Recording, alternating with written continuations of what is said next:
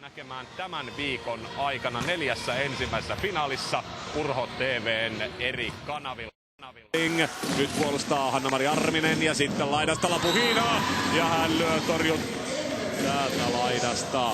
Näin torjuu. Valko-Venäjälle pelasi Atlant Baranovicin joukkueessa 2 mestaruuskautta sitten vuoden Puolassa ja sitten tuli 2 välikautta, kun Kaldracheva ei pelannut. Keskittyi perheasioihin, kunnes palasi täksi kaudeksi jälleen lentopukuja ei siitä mihinkään pääsee, miksi pitäisikään päästä. Collisen passi viereen, Parker. Ja nyt Parker pitkästä aikaa.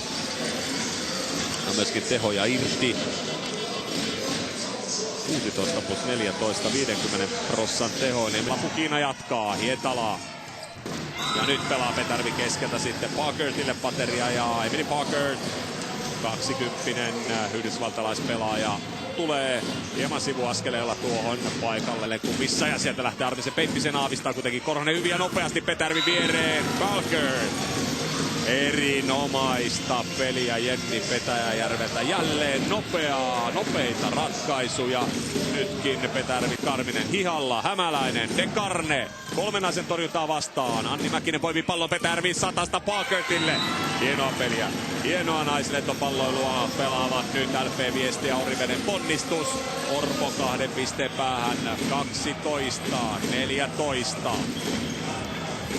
Tässä vaiheessa 155. liigaottelu Riikka Armisella, kun Emily Parker heittää tämän pallon harvinaiseen paikkaan, nimittäin Hämäläisen nenän eteen. Hämäläinen toki lähtee tuolta tulkoon naapurikunnan rajalta. Ja vielä tulee Rajeva.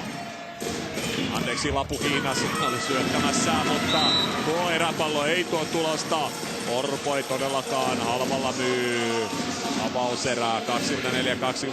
Emily Parker oli tämän hyökkäyksen päättäjä. Se on 5. piste Parkertillekin tähän avauserään, joka lupaa paljon tälle illalle. Parker verkkonaulan kautta S-syöttö ja Oriveden ponnistus saa eräpallon tähän erään. 25-24.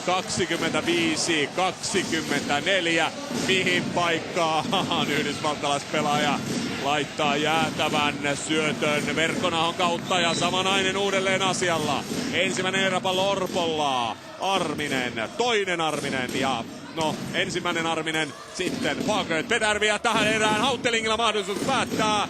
Tulee pehmeneminen tuohon paikkaan. Entäs sitten Mäkinen ei pehmene koskaan. Arminen puolustaa. Hämäläinen passaa hihalla. Dekarne lyö torjuntaan ja Oriveden ponnistus.